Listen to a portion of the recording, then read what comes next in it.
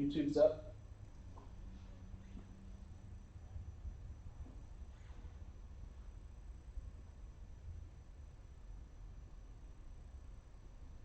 Master has started.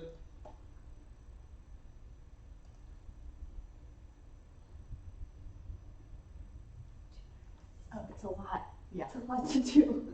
Yeah. I didn't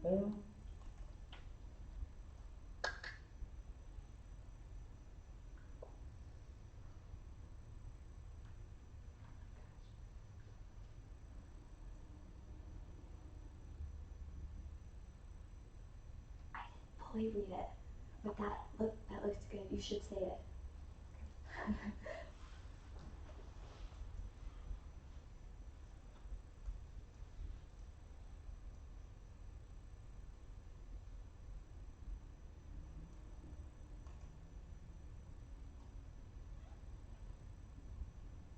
And 10, 9, 8, 7, 6, 5, 4, 3, 2. You're listening to the Everyday Therapy Podcast. I'm JC Rader. This is Julianne Schroeder, and we have Whitney Bunch back today. Yay! And we're all therapists and registered yoga teachers here to have open conversations, sharing tips, stories for overall emotional wellness. For more information on our community events, workshops, counseling, online services, contact us at everydaytherapypodcast.com. Also, stay connected with us on social media. We're on iTunes, so please do us a favor and rate and review us. It means so much to us to see y'all's feedback and comments. And yeah, should we talk about our sponsor real quick? Yeah, absolutely. Definitely want to talk about Therapy Space because I think it's so important for therapists that are just starting or maybe they're seasoned and wanting to scale back. Not have as much responsibility. Yeah, so Therapy Space provides, these awesome, really beautifully, what did you use the word, boutique? Yeah, boutique, like hip, So- contemporary, like I want my house to be decorated how their therapy rooms are decorated. Yeah, no, So absolutely. cute. Yeah, I would pay them to decorate my place too. For sure. Seriously.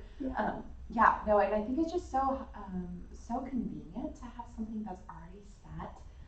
And to have, like, they do all of your amenities, so like your paper, printer, coffees, yeah, they have all of that stuff, water for clients, so you don't have to worry, Kleenexes, the little things, which I regularly forget. Yeah, don't worry, I got you. Yeah, seriously.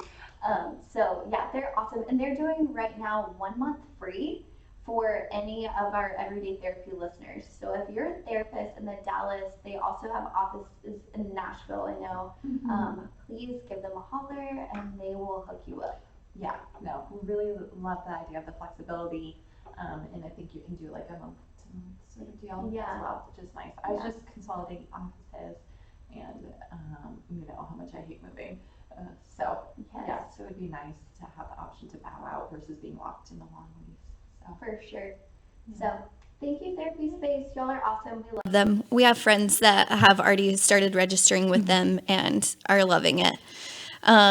Did we tell you, Whitney, that Annie signed up with Therapy Space? Yeah. Okay. I've seen there. I agree. I think the decor is like super beautiful, like office inspiration for sure. Yeah.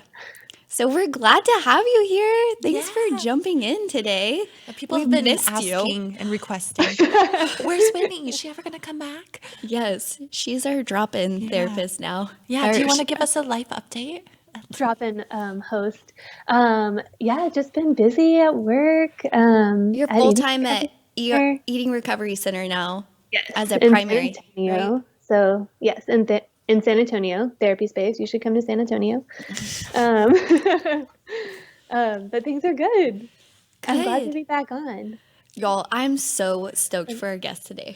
Yeah, JC is getting nervous. I'm because she's nervous. fangirling hard. Yeah, and Whitney's more of a fangirl than me, I feel like, and I'm like obsessed. Yes, major fangirl. So our guest today is Amanda Francis. So I met her in our PhD program for counseling. Which is so crazy to think about now that that both of y'all were ever in that program. Yes, we're #PhD dropouts.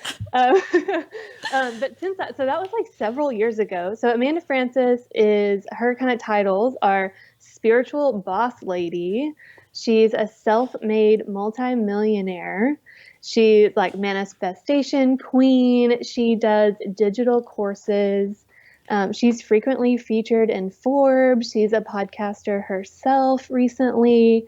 So essentially, she's kind of like counselor turned life coach turned boss lady turned multimillionaire. And it's so weird knowing her like not as this multimillionaire. Like now she was living in Denton, Texas.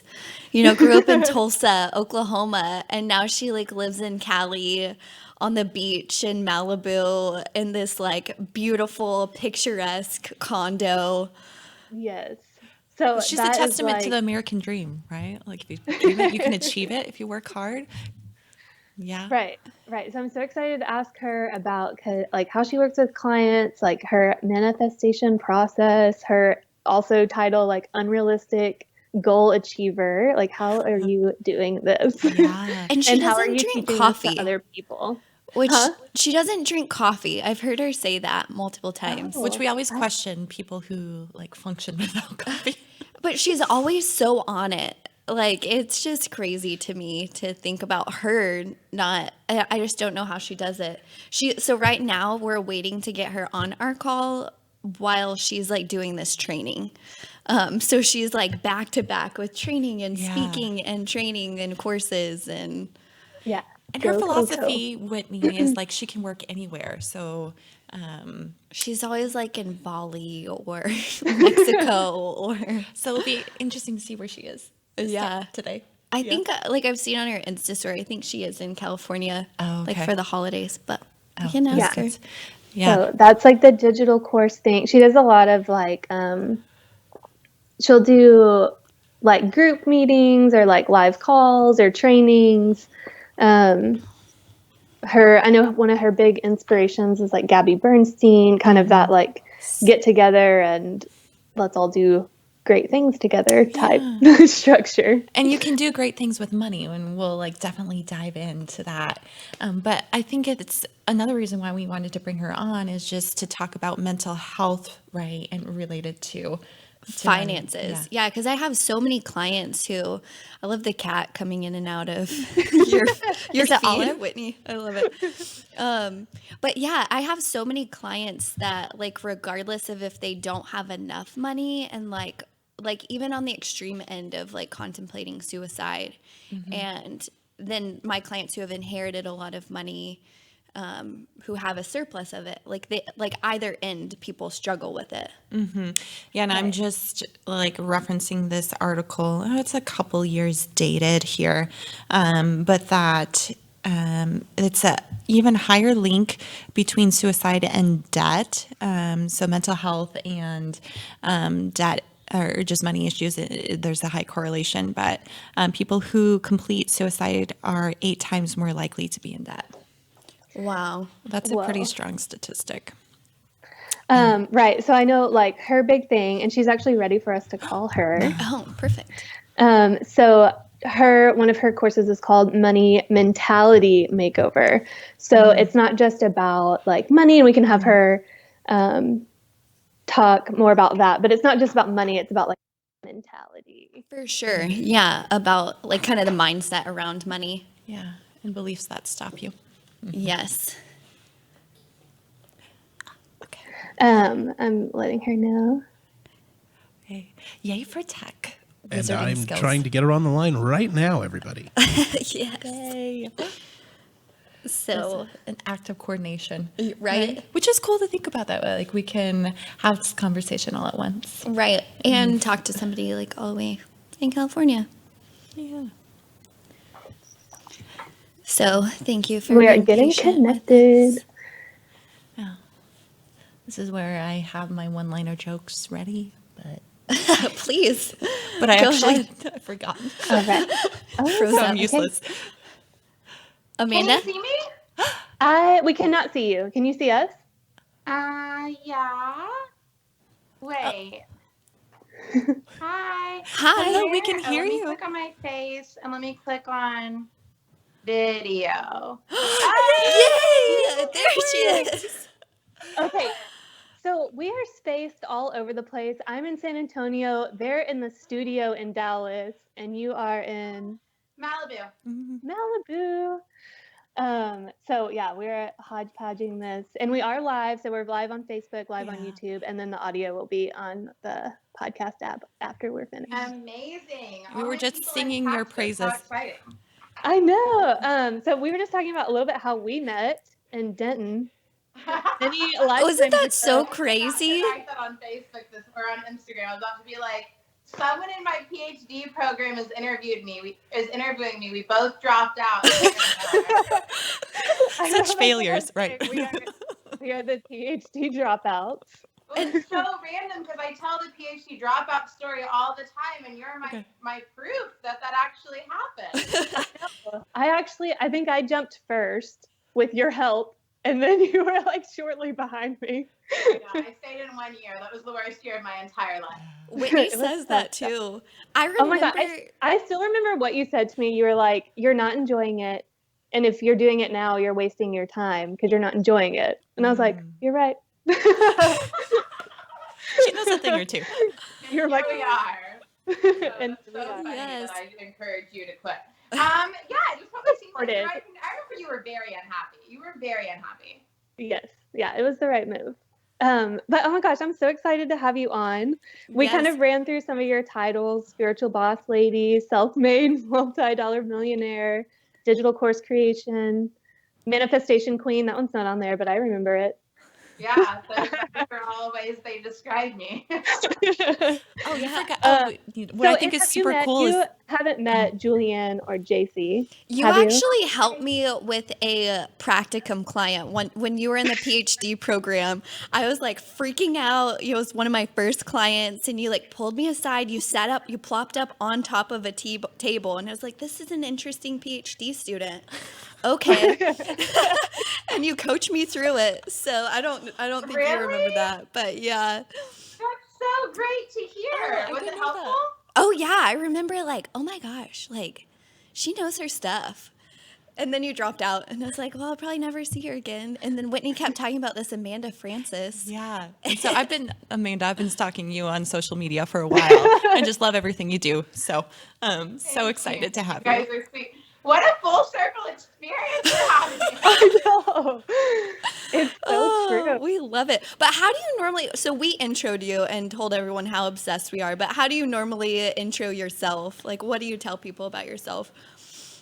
If it's just someone I'm meeting on the street, I say I own a company that creates online training programs for women entrepreneurs, because that's the easiest way to explain it to a stranger. I might refer to myself as a business mentor or a spiritual teacher or someone on a mission to get money in the hands of good-hearted women who are here to change the world. It just depends on who asked, I think. Yeah, that's super helpful because I feel like I tell people about you on Instagram and I'm like, I don't really know how to describe her. She's just awesome. Really awesome. She's just Amanda Francis, yeah. You have to know your audience. It started as life coach, but it's so much more than that now. Yeah, life coaching was so good for me because, after having like the clinical background, I just needed to break the rules. Like I needed to be like, but I have a gift to give and I just cannot wait for this piece of paper. Like I feel so held back and I value my degrees. I'm so thankful for like the part of the foundation that they hold.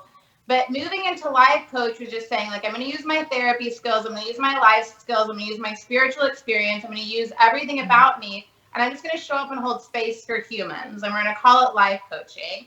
And then over time, like a lot of other, mostly therapists at the time were like, but how do I start a coaching business? Because they felt kind of stuck inside the norms of I'm only licensed in Texas. And I fully got it. So I started helping people to become life coaches. And I didn't know it, but that makes you a business coach. And then surprise, now I'm a business coach. And then 8 years went by of just growing a company. So I don't really know how to explain. Yeah, it's because it's a lot now. You're doing, business coaching, getting people together. I feel like you still do a lot of like mentorship, like that spiritual side, figuring out what, like teaching people to know what they want and then to also know that they can have it. Yeah, that's a big part of what I do, is getting clear on what you want and removing all the limiting beliefs that say you can't have it, so you can just fucking create the life you want. Can we cuss on your podcast? Yes, please. That's so Amanda Francis. I feel like absolutely no one else can, but you are allowed to. No. Thank you. I appreciate that privilege. So like, no, it is a lot of different things. So I have a lot of digital courses on different aspects of creating and running a business. I have a lot of online trainings. I have a small, a mastermind, which is basically small group coaching, or like, I mean, kind of like what we learned in group therapy, honestly, but it's a group of high level people kind of coaching and therapying off each other in a Facebook chat all day is my mastermind. And then I have private mentor clients. So there's a lot of, I guess, different ways that people get access to me in different forms. Yeah. Yeah. What would you say like your specialties are if you were to like list them off? Money. We're just gonna call this podcast money. Nothing besides how to earn, attract, and receive more money every minute for the rest of my life. I'd be happy.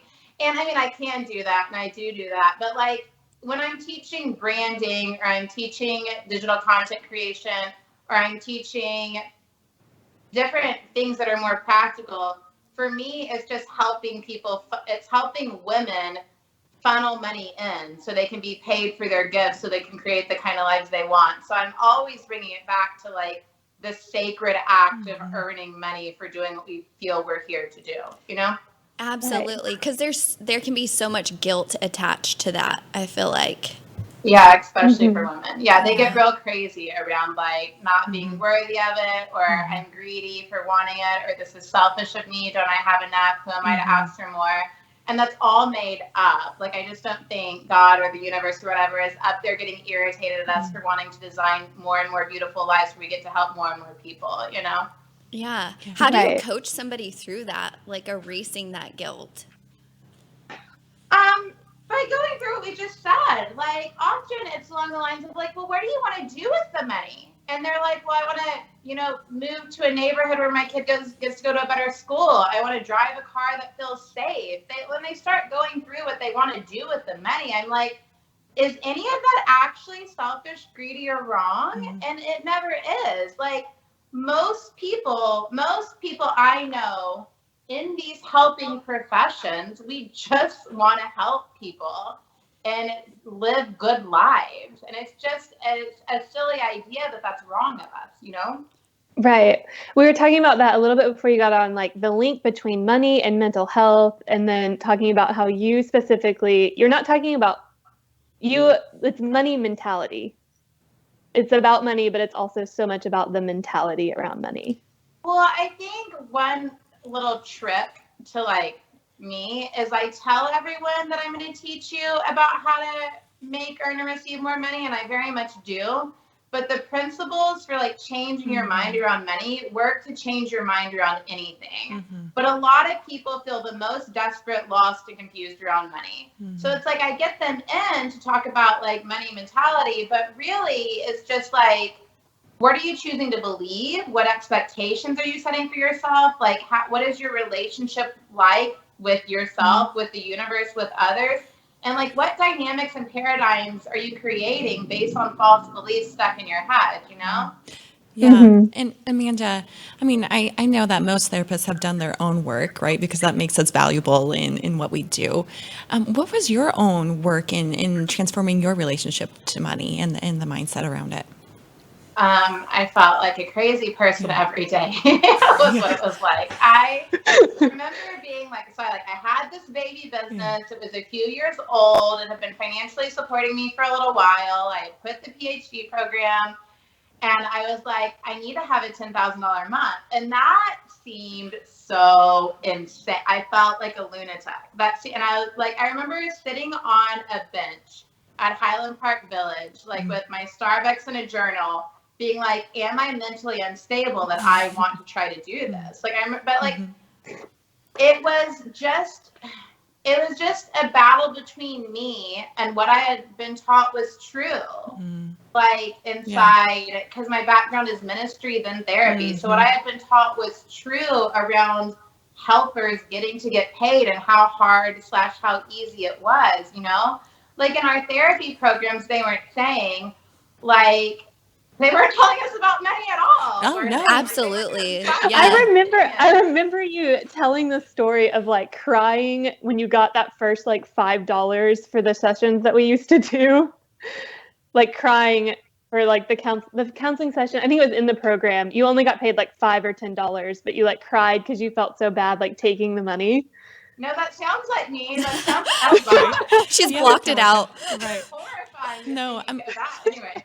Yeah, no, I totally relate, Amanda, though, to this idea of like what we've grown up with influencing us. And I come from a background where my dad was a minister. So there's very much this attitude of be humble and grateful for what you've got. Selfless. Yeah. Yeah, I feel like our culture teaches us so much. And then we learn these, you talk about rules a lot. Yeah. There are no rules. I love that saying from you. But we do learn these rules from our parents or our culture. Can you speak to that a little bit? Yeah, there are no rules. So when I started digging into what it would mean for me to have a 5-figure month, which over time has turned into 6-figure months and multiple 6-figure months, you know, it just kept expanding. But it's been the same principle all along. When you look at the dollar amount you want to earn and you look at what beliefs tell you can't have it, or what would make you feel bad or guilty or wrong if you got it, or what bad thing you believe will happen if you get it, all of that are just like false ideas and beliefs that we use to block ourselves, right? So when I remember digging into it and going like, and I think I had really grown my business. I was making, I think, like $8,000 a month, which was like a fucking lot of money. Yeah. And I was like, why am I not hitting the $10,000 months? I'm hitting 8 over and over and over again. And I realized that if I made more than $8,000 a month, then I would be making more than 6 figures. And the whole goal, the whole time I was in my master's and PhD program, was just to get to 6 figures. And here I was going to make more than like my dad had ever made. And it was just all these things from family and from culture and from education. But when you look at what it is that tells you can't have it, and you like, I believe that all events are neutral. Nothing in itself has much meaning other than the meaning we give it. So if you can look at that and go like, it doesn't mean anything about me if I make more than my dad ever made. It doesn't mean anything if like that doesn't have any bad meaning. So why don't I just take the meaning off and decide what it means for me to make 5 figures a month and go on about my life knowing that it actually means I helped more people, you know? Yeah. Yeah.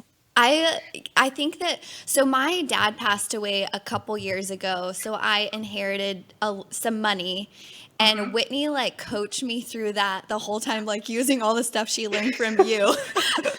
And she like, one of the things that was so transformational for me, because I felt so guilty and I didn't want to use it. I didn't want to do anything with it. I didn't want to, our family like code was don't tell anyone that we have money. Yeah. And the one thing that like I remember that was like life changing was like money's neutral, but it's your relationship with money that's like good or bad. Yeah. And I don't know, that just like stuck with me. Yeah, well, it's a life changing principle because I think we all believe that money's bad and it makes us greedy and it will do something bad to us to have it. And what I've seen time and time again is that like you've heard me say, is money is a neutral resource and we can choose to use it however we want, and good people tend to use it for good. It feels to me to be like an amplifier, a magnifier. Like money doesn't change us, but it does often show more of what's there. But that isn't even a bad thing, because say someone starts making more money and they don't like how they're acting with money or how they're spending or how they're using it, that's still just an indicator of what we get to heal and change. So I don't think in any way can making more money actually be bad, other than this fear we've developed of it, you know? Yeah, I like that. Fear of like other people. I remember like also talking about like it's fear of like what other people will think. Like if other people think like, ew, like they have a lot of money, and then you're like looked down on. Do you remember this conversation we had? We were walking through the campus at UNT, and I was life coaching on the side and making some money and also nannying, and I had a small stipend and who knows what all I had going on. But I was doing pretty good for a PhD student. And I was, I would show up to the program with a blowout. I wore cute outfits. I wore Louboutins to school. Oh, I remember you remembering every person's pair of shoes that they wore on the first day, and I like tested you like what were mine, and you got it right.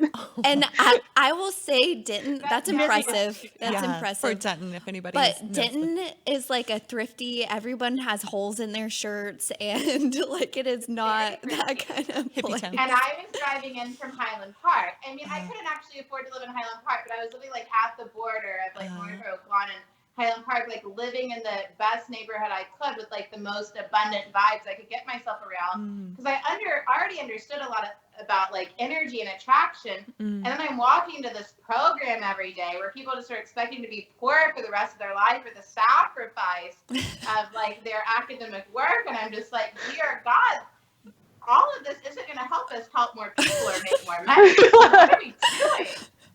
No, I remember us having a lot of conversations about that. Get me out of here. It's so fun to like have seen you go from like that and having these like baby ideas of like this feels like wrong or weird or like this isn't fitting for me to like what you've grown into.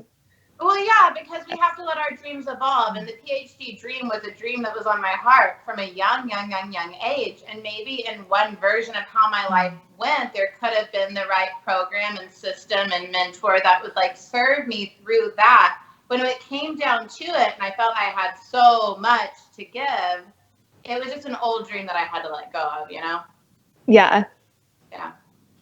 But I did feel crazy around money in that program because I felt I couldn't really talk about money and how I was expanding financially, even though I was in that program. Like, I just felt like you can't say anything because everyone's expecting to be poor. That's like the expectation that it's like you're supposed to be a poor PhD student, but like, why, Yeah. And it's a lot of like, oh, well, you don't do it for the money. Don't do it for the money. So it can rub up. People can send you a lot of messages about money that like rub up directly against your other values. Like you can't have money and help people. Yeah. And I knew it wasn't true. I had been coaching long enough and had a few examples in the industry to know that there were other ways people were doing things, So, yeah. Yeah. Which I think branches out so much into like guilt and like you said, just can go into like all areas of your life. What were you going to say, Julian? 100%. Yeah, well, I was just wondering if there's like, these rules and the shame about not talking about money. What do you find most helpful with your clients, Amanda, as far as like, do you continually revisit and do you find like the group atmosphere to be helpful? About revisiting money? Yeah, or just like challenging these rules, that are so ingrained. Do you find that your clients have to continually come back and be surrounded by others like you that uplift them, or what? How's that? How do you help them in that way?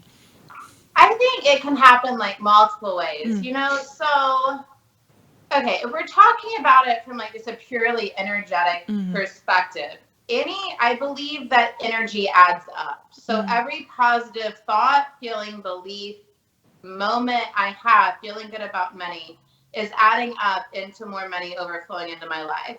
So if someone's watching a training from like my money mentality makeover course or my drop the motherfucking money struggle bundle or whatever, and that's getting them into a higher vibration, and that's helping them to see things differently, helping them to feel different things, think different thoughts. Like if it's moving them in the direction of holding a different energetic state around money, then their point of attraction is shifting. Does that make sense? Yeah. So they're attracting from that space. So of course, the people you surround yourself with, the groups you're in, the conversations you're holding matter. But it could also be the podcast you're watching, the YouTube you're binging on, the book you're reading, From like a vibrational perspective, it's anything that feels better. What I find is that when people like invest in a program or a course, they invest expecting. They're like, now I'm really going to heal. Now I'm really going to show up. Now I have a process that someone's going to hold my hand through, and I'm doing it.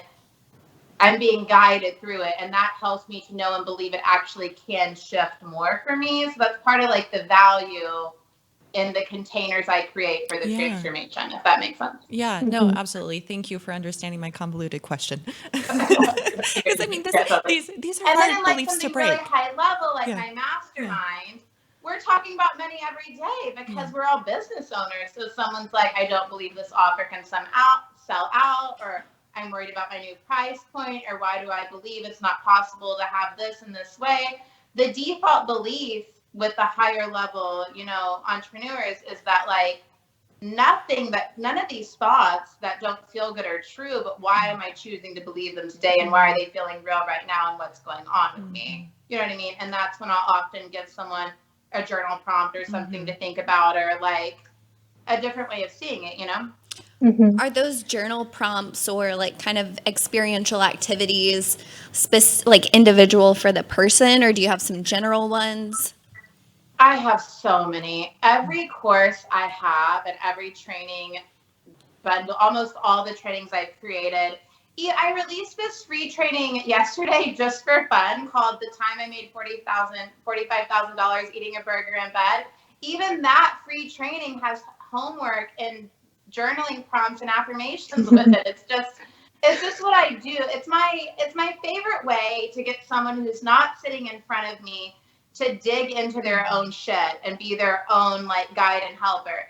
Because if someone's asking you a really hard question, like, why don't I believe I can have this? Or what does this in my life remind me of? Or what's going on below the surface that I'm afraid to admit right now? When you get used to asking yourself those questions and journaling it out, you like learn how to dig into like your truth and do this kind of like process of like rearranging things you don't want to believe anymore and creating and integrating things you do want to believe. It's not a lot different than what we all learn to do in therapy. And I still believe in having coaches and therapists and helpers. I have so many people in my courses with. But there's something to knowing how to go into my journal and dig into shit, For sure. Yeah. Well, there's so many parallels to therapy, like these core beliefs, these limiting beliefs, like what are your hangups? What do you not believe that you're able to have? Like Totally. But I think the problem with many therapists that a lot of people have had when I meet them is the therapists have such shitty limiting beliefs. So even though they're guiding For sure. Yeah. They may be guiding them to more healing and more freedom, and they might be doing a lot of good work, of course. But if the therapists believe that no one can make money and do good work, then there's kind of like a block in those sessions, No, it's true. I think true. because money to me like falls in that category of like taboo topics, like, oh, you're not really supposed to talk about that. And there's really not a lot of spaces to talk about your salary or your debt or what you want or what your issues are around it. Yeah, like I remember my therapist at SMU. When I was in my master's program, my therapist was obviously a therapist, and I was training to be a therapist. And I was telling her some horrible thing this professor said about not ever making any money. And she's like, well, as a therapist, that's true.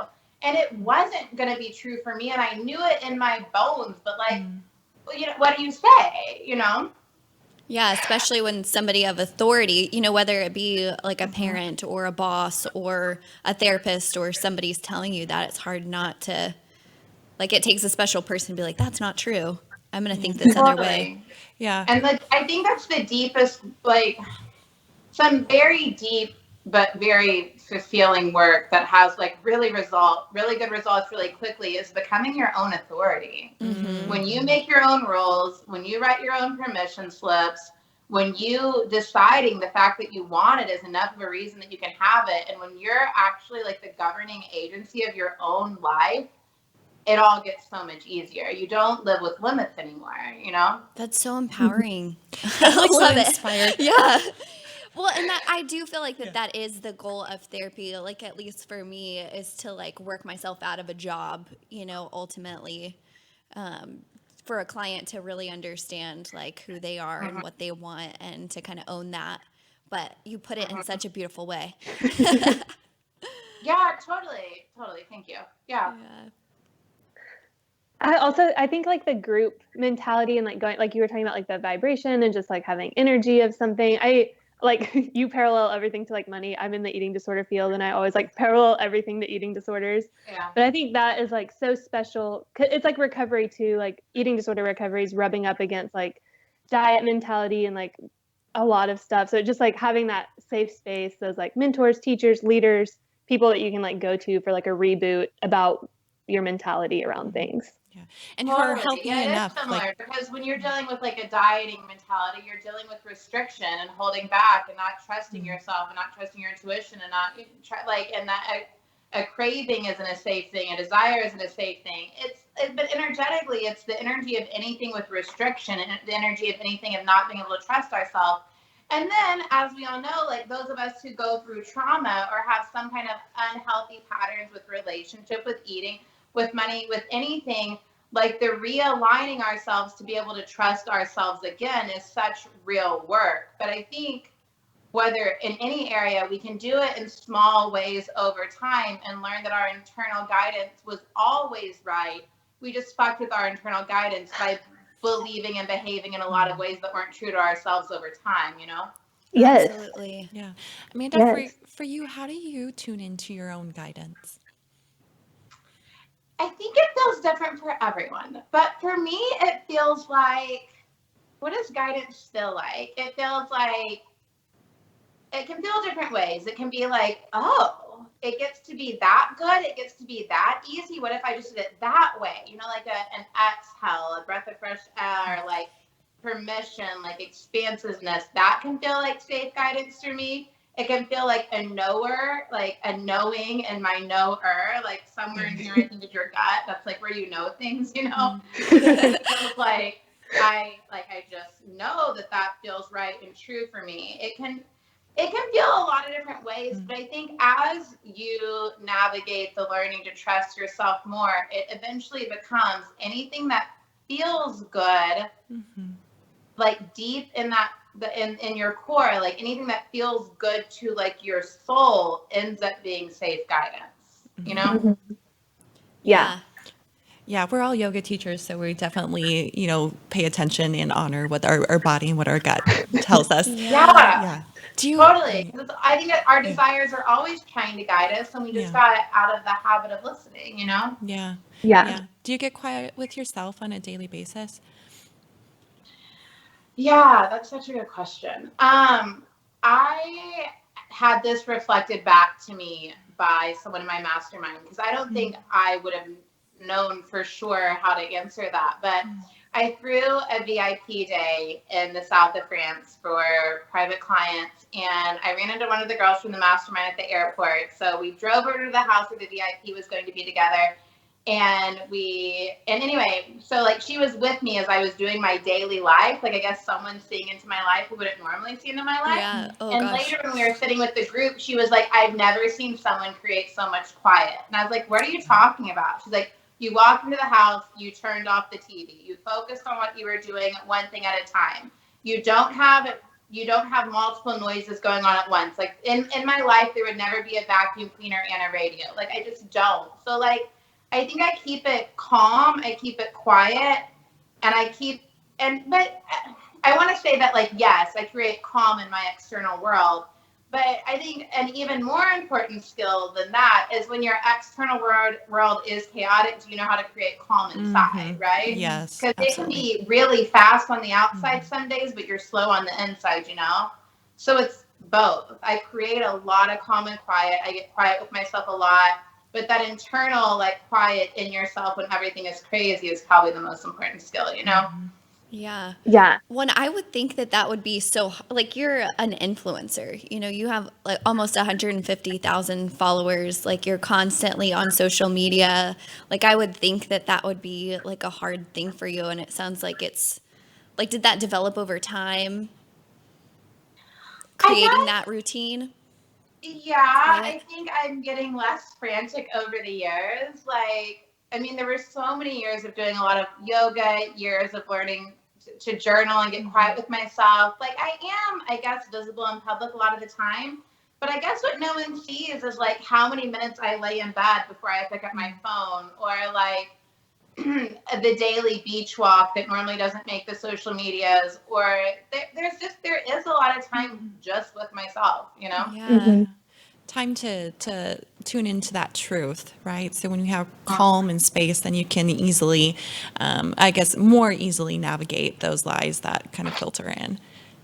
And hear your own heart. Yeah, like getting still and quiet enough to hear your own heart. But when you practice that, it's something you can do in like a moment of stillness, you know? Yeah. But like when you're first starting, you might have to create a lot of stillness and time to hear your heart saying. But then you get like in a really good relationship with your gut, a really good relationship with your body and your intuition. You're always conversing with it, you know? Yeah. It's definitely a practice. Yeah, all things are, aren't they? We were talking about some right before you signed on, like with money and mental health and how to address debt, because that is just like such a major stressor for people.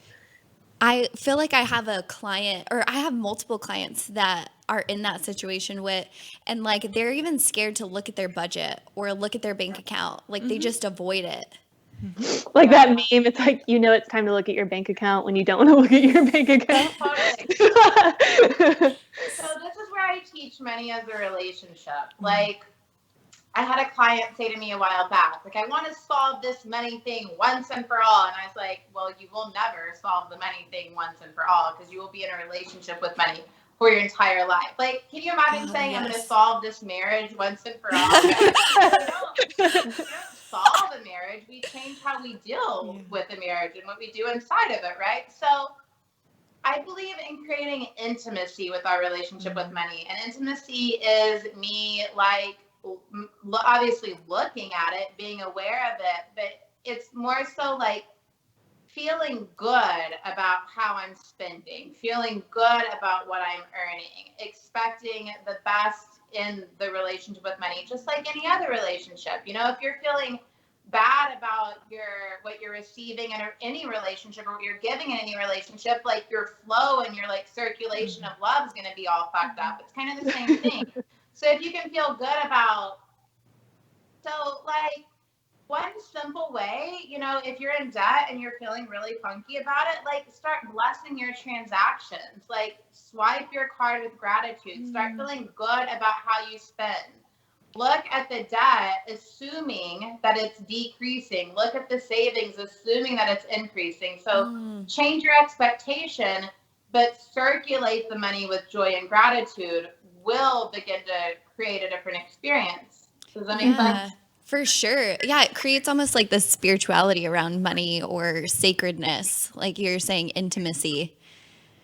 Yeah. Well, and I feel like and I remember you used to talk a lot about and and I also remember you said this once, but it was like if you have debt, like first, like recognizing that you deserved what you spent it on. It's like that was life-changing for me. Julianne's eyes just lit up. I think that she's having a moment, an aha moment. I had a moment with myself. I said that teaching one day. Where did it come from? I don't know. I said it teaching, and I was like, shit, that's why I still have student loans. Because it was like I had paid off all credit card debt. Like I had a lot of money in savings. And there was just this weirdness with student loans where, like, based on the interest rate, they were never going down, and I wasn't really looking at it. And I was like, you are worthy of the education you gave yourself. You're worthy of it. Like, you deserve it. And from that space, it was just a totally different vibe. And then I could look at it, make a new plan, decided how much I wanted to pay on it every month, and now it's rapidly decreasing. But when I wasn't looking at it, not feeling worthy about it, I was creating so much weird shit. And I was already like a well-known money teacher, not knowing why her student loan debt wasn't going down. I was like, what is this? I wasn't looking at it very hard. But once I looked, I was like, oh. But the other thing I say about debt that I think has helped a lot of people is debt is not good or bad. And it's just a choice to pay off something over time. When you take the meaning off of it and it's not that you overspent, it's not that you're responsible with money. When you take all that shit off and it's like, I'm choosing to pay this thing off over time, that changes it. And then from here, what do you want your relationship with money to be like? You know what I mean? Like, how do you want to feel when you spend? How do you want to feel about what you earn? What do you want to actually be earning? So many people who take my Money Mentality Makeover course get raises, and people that are not in my industry, not working for themselves, raises and promotions and random checks in the mail and all these things. And I think that was always available. But if you're telling a story that I'm irresponsible with money and I can't be trusted and I'm capped in my job, you're not really opening yourself up to it, you know? Yeah. Mm-hmm. Well, it's just very polarizing, and when we put such a label on it, and it seems more constructive to move to the now. Like, okay, what am I doing now to heal? And Yeah. yeah. And what story am I telling about the past? What am I creating from here, you know? Yeah. Because someone could have bad habits with spending. It's not that I deny the truth of what someone's currently doing, Yeah. but why would we label that as irresponsible? Yeah. And destined to be doing with money, instead of like, I just have a habit I want to look at. Why did I create this? Like, what fear-based thought or pattern created this whole thing of what I'm doing right now, you know?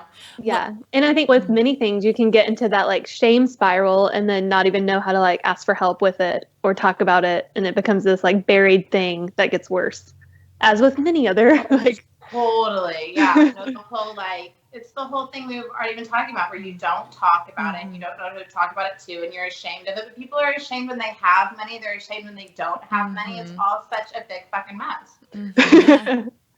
I know. Yeah, that it just really like baffled me, like talking about whenever I received that money from my dad. And I started doing research about it because I did feel very crazy of like, I have money, but I'm supposed to feel good about it, but I feel horrible. And like people who win the lottery, like typically feel like overwhelmed and like it's really hard for them. So I thought that was interesting and having the opposite experience. Well, and I can't tell you the number of like self-made millionaires I know just living with full-blown imposter syndrome. Like, I didn't really do this. I didn't really create this. I don't really deserve this, and it's destined to go away. And like, of course they did the work and showed up and created their lives, but like, yeah, we don't know how to own the fact that we want money. Yeah. We get to have it and use it well. Like, it's a big like hole in like the collective consciousness, I think. Amanda, if you had to narrow down to like a few things, last things you would want to share with people listening, to help them with their money mentality, what would that be? What do you think is like the most helpful things for your clients?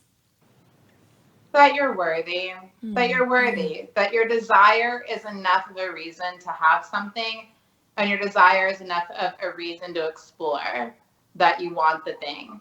And your desire is enough of a reason to explore why you believe you can't have the thing. I think if we would all just allow ourselves to have what we want, to create, it's so simple, but why don't we believe we can have what we want?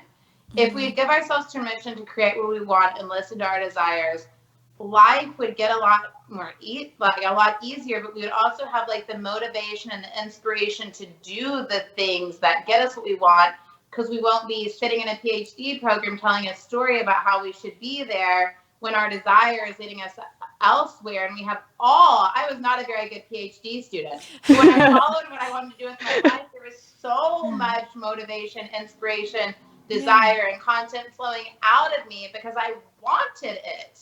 Right. Yeah. And that's so simple. And I feel like a lot of our podcasts go back to worthiness and just having this kind of self-compassion towards yourself. And it seems like that's like the core thing under your teachings is that. Yeah, you're good enough because you are. And like, people always believe that what they're doing like isn't enough. And I find that things are typically enough when you know they're enough and you stop detracting from what you're doing by telling stories around it. You know what I mean? Like, you are like you are innately enough. Like, Right. Yeah. We all really struggle with this concept. Seriously. I have to know though, coming from the therapy world, you guys have to tell me. So we were all, taught to like barely have social media and like change our name on our social media accounts. Yeah. How did you guys all get here? There are no rules. We went early. We're trying to break the rules. Yeah. We're rebels in the making. Seriously. I don't know. I do remember that feeling of like my personal Facebook says JC Brooke, not like my real last name. Same here still. There's some anonymity. Well, now your secret's out. Yeah. Well, I don't know. I guess I stopped caring as much. I don't know how it happened. Do you have any thoughts on it, Julianne? Yeah, no, I mean, I've felt similar to you, Amanda, feeling really restricted. Yeah. But I think there's so much healing when we all normalize and we talk and we're human. And so that was kind of inspiration for this podcast. Yeah. So like while we're therapists, like us being able to talk and share our own stories, I think I just believe in it. Like let's stop hiding.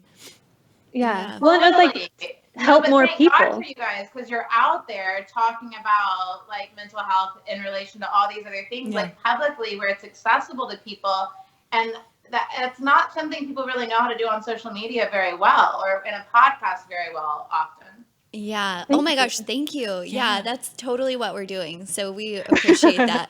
And I feel like it's so important for our clients to know, like, because therapists are this like authority figure in a way, right? Like we have the information and knowledge, but to come off as real, like always share stories on here, and it's important to us to share our own stories. Yeah. So that Giving they know permission. that we're all dealing with this stuff. So And we're all Totally. human. And I think the idea that I remember learning, where it's like, you're kind of a blank slate, and you want to show up where a client can like project onto you and not know a whole lot about you, but then every once in a while you're allowed to like disclose when you share something from your own life. But like as I've been out of the world with all the rules and in my own world, I think our own stories and our own disclosure are always tremendously healing. And I don't find that any of my clients knowing a lot about me or like having access, and these aren't, these are high functioning human Right, beings. right. I don't think every therapist should have every client in their home. Oh yeah. I do have clients in my home, and I'm just like, what about this makes me not like capable in a session? And it's nothing, Yeah. it's not. I'm still very effective when I am on coaching mode, and that doesn't mean they can't see me in other modes. I think seeing me in other modes is helpful in modeling Full what acceptance. my life and lifestyle and belief system, Yeah, it's like Absolutely. normalizing and approachable. Yeah. I Yeah, felt but like it took a long time for me to learn how to let my clients, have different spaces in my life, because we were just so dual relationships were the devil. Yeah, there was a lot of unlearning that had to happen. And still. For me, yeah. So anyway, I'm so happy you guys are doing this, just breaking all the norms and getting all the information out there. Yeah. Yeah. And we're so grateful for you to have a guide and inspiration for all the rules that you've broken and continue to help other women. And we are so extremely grateful for your time today. And we will list all your information in our show notes. Yeah. Is there anything else that, We normally ask resources, but I feel like all your courses are resources. So go to Amanda's website. Totally. AmandaFrancis.com. Oh, no, we can do something good. So I'm Exo Amanda Francis on all the social medias, and I give free content every day on Facebook and Instagram, and in my Facebook group. It's called the Spiritual Badass Boss Lady is the name of the group. I have a podcast called And She Rises. The subheader, The Fuck Up. So As She Rises, The Fuck Up. Which is an excellent name. And yeah, on my web, on AmandaFrancis.com, there's the Boss Lady Meditation Series, which is a free meditation. There's tons of free stuff. So yeah, I'll just give you guys some links, and people can go dig around into the stuff. Perfect. Awesome. Thank you so much for your generosity. We really Yes. so Of appreciate course, it. anytime. We'll All right. talk to you soon, It's Amanda. lovely to hang out with y'all. Yes, seriously. Yes, It's thank reunion. you. UNT reunion. It is. So weird, but so good. UNT. Okay. Okay, bye, Bye, love. girl. I'll send you the details you need. Bye. Bye.